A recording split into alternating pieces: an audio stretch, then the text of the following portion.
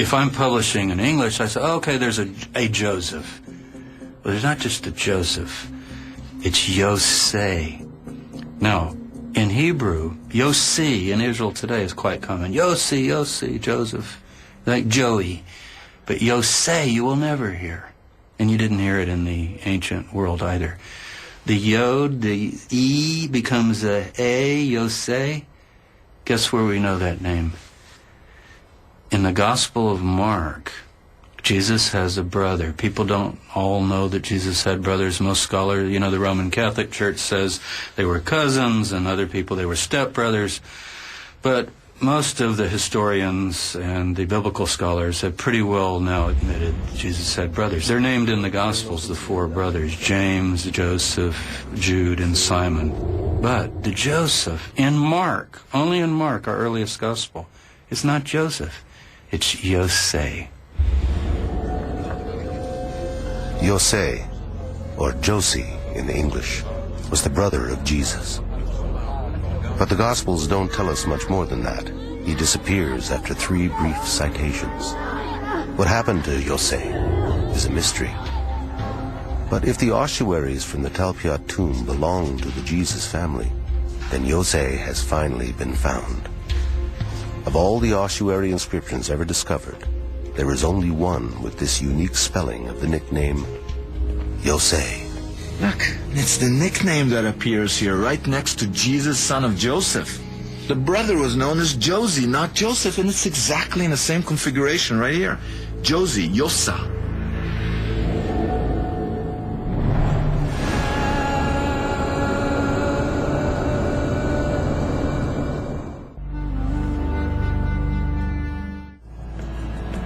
In 1980, archaeologists were cataloging ossuary names in lists of hundreds.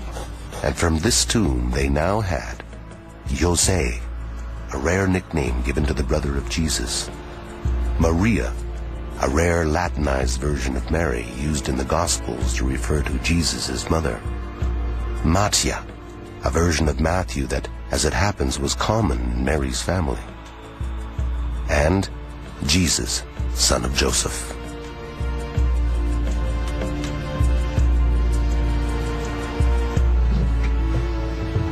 All found together in a family tomb, all cleaned and cataloged, all bone material reburied together, here in an especially consecrated grave outside Jerusalem.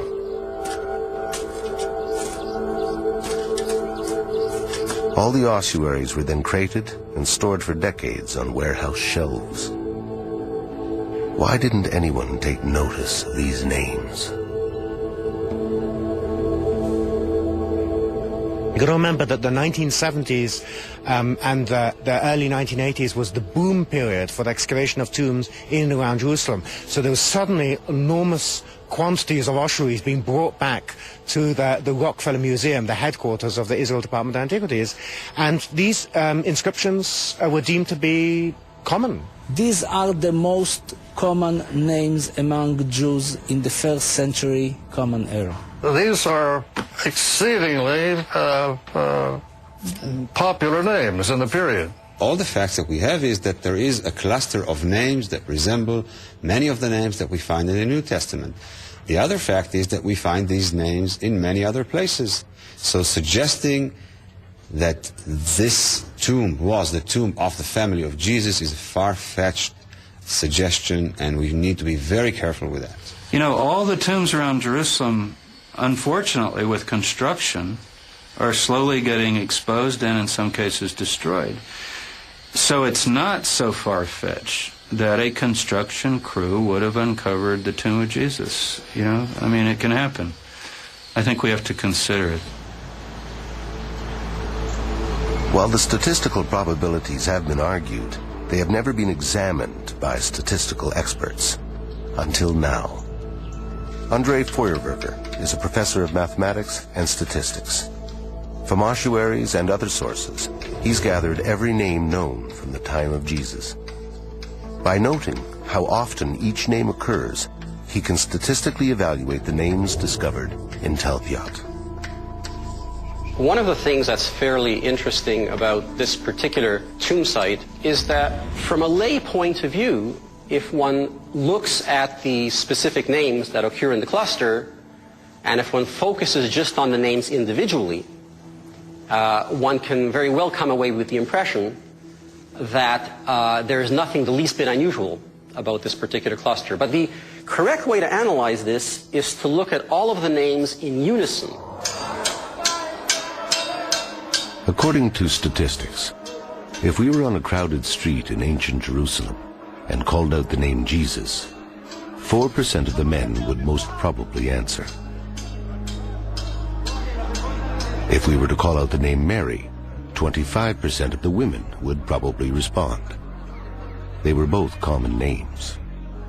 But what Feuerwerger explains is that if we were to call out for a Jesus with a father called Joseph, a mother named Mary, and a brother called Jose, the odds that such an individual would respond are quite low. From a statistical point of view, we don't actually look at the incidences of the individual names where we say that each one of them is a very common name. We look at the way in which the factors combine with each other. So, sure, a father by the name of Joseph is not a rare name. A son by the name of Yeshua is not a rare name. But when you combine those two together, it's rarer. So it really is a possibility that this particular tomb site is in fact the one of the New Testament family.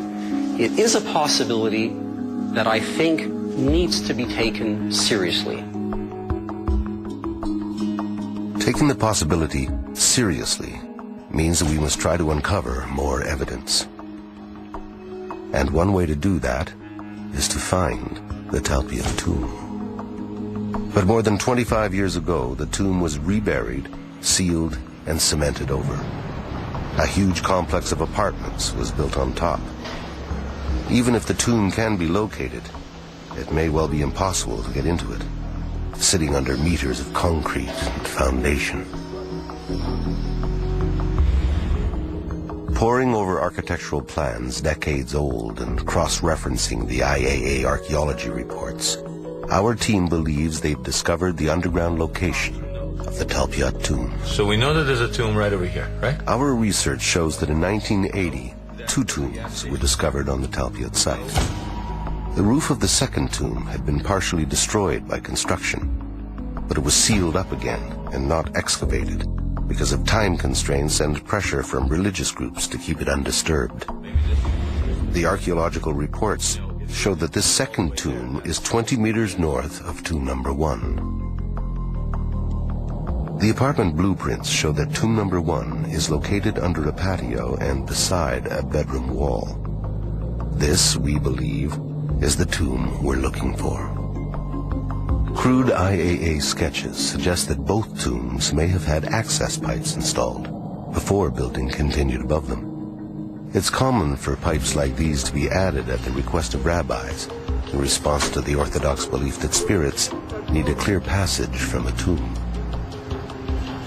We're going to go down however many feet it is till we hit bottom. I mean, once we're down there, if the drawing is accurate and we've got that curve in that pipe, the camera's going to go down the curve, we're going to see what's there. My concern is that those pipes are bogus, that whoever built it just built pipes there to make rabbis happy. Oh yeah, the souls can move, and there's nothing there. Ideally, you stick your camera down that thing. Yes. Confirm that there is a tomb, that there's a space in between the tomb and the bedroom, if you will. I don't know how deep it goes. We cut a hole in the bedroom wall. Boom, we're in.